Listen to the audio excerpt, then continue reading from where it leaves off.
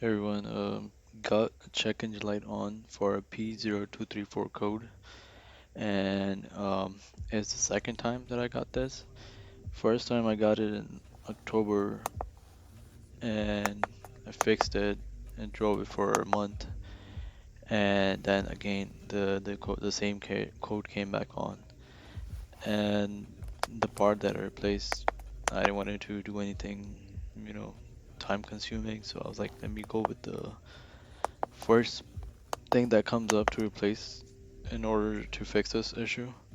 And so I ordered it from Amazon, and it was the boost solenoid that goes on top of the engine.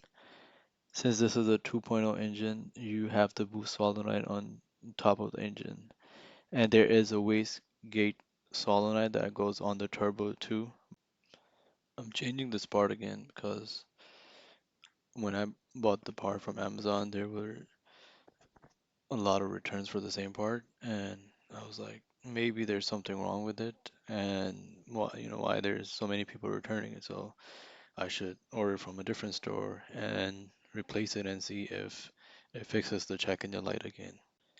I'm also attaching a link in the description, and this link is for a website that has free repair manuals for your car, especially Ford. It has been very helpful for me. For tools, you don't really need much. Just these three things will do a lot. Let's get to it. Open your hood.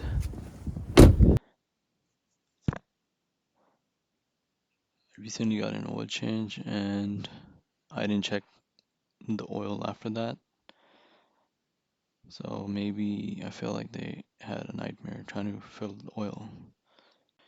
For the cover, there are four clips that are holding it together, and they're on each corner. So you just gotta pry them up, and the ones in the back on this side, you just have to really like pull this up hard because it's stuck. Between cylinder 2 and 3, that's where the boost solenoid is, right there. I recently replaced this a couple months ago, so I know that it won't be as difficult as it was first time because it was stuck. But let's see what happens. Hmm. Good. Okay.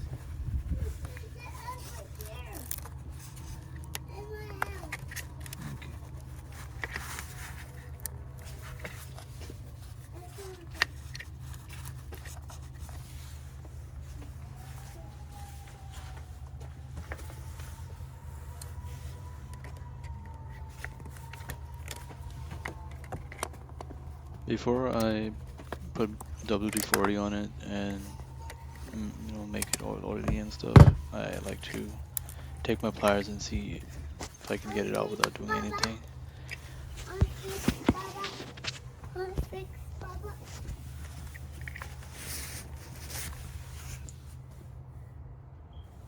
I'll have to use WD-40 because they're really tight. I don't know why. Maybe because it's cold. So, but anyways, I usually spray it on the where the hoses end, so that way the lubricant can go inside and make it soft. The best practice would be to wait maybe a minute, but I don't have that much time because it's like 30 degrees outside.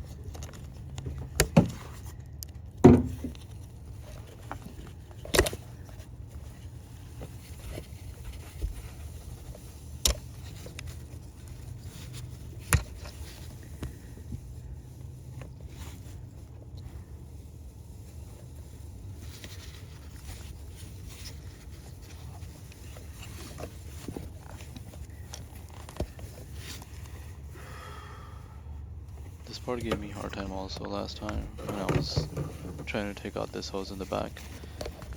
Uh, you can use pliers on it because where it attaches to there is metal. It's not like the plastic how the other two hoses were attached to. If nothing works, do this, but just be gentle. You don't want to rip through the hose and cause a break, because then it will cause other issues. And that's the new part that I order. What I like to do is before I even install it, I just like to have it side by side with a comparison, and it looks almost the same for now.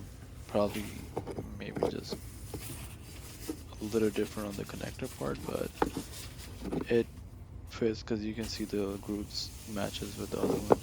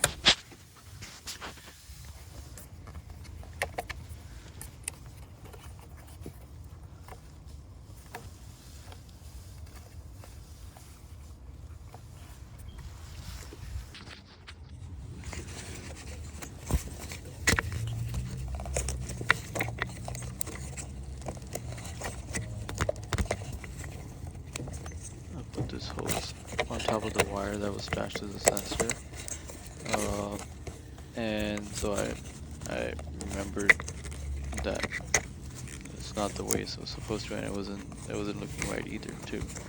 So I opened it again and just want to put it back the same way as it was supposed to.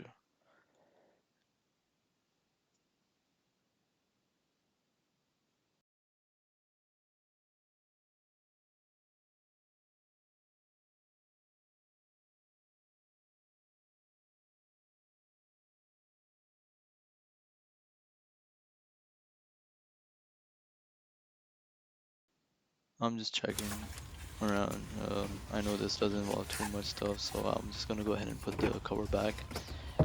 There are four clips, like I said in the beginning. Just make sure that you align it properly and you don't push on it until you're sure that it is sitting on those hinges there.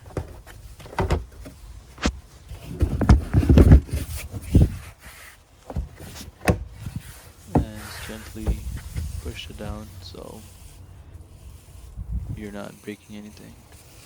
Also, since I have my oil change and I see some oil leak over there, I want to make sure that my oil level is good too.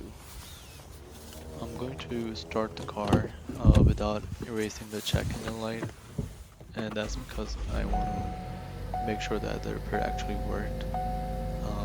Since this code has been on and off a couple of times before, I know that it would take a couple of cycles for the light to actually go off.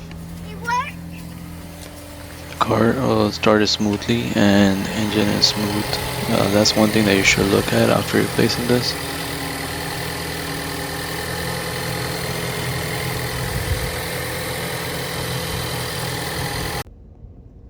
After 17-18 months later, a couple of cycles, the light actually turned off, but I'm not satisfied yet. I'm gonna give it some more time, and I want to make sure that after a couple more cycles, the light doesn't turn back on. Because it had happened before. The light would, for the same code, like I said, after 2 months after I fixed it, the light would turn on, and then after a couple cycles it would turn off, then it would come back on. So I am not sure yet. I'm going to drive it some more and then I will update you guys. I'm showing you this live data because I wanted to, give you a little trick that if you were to buy a car and you wanted to make sure that, yeah, someone didn't play around with the check engine light and everything is good.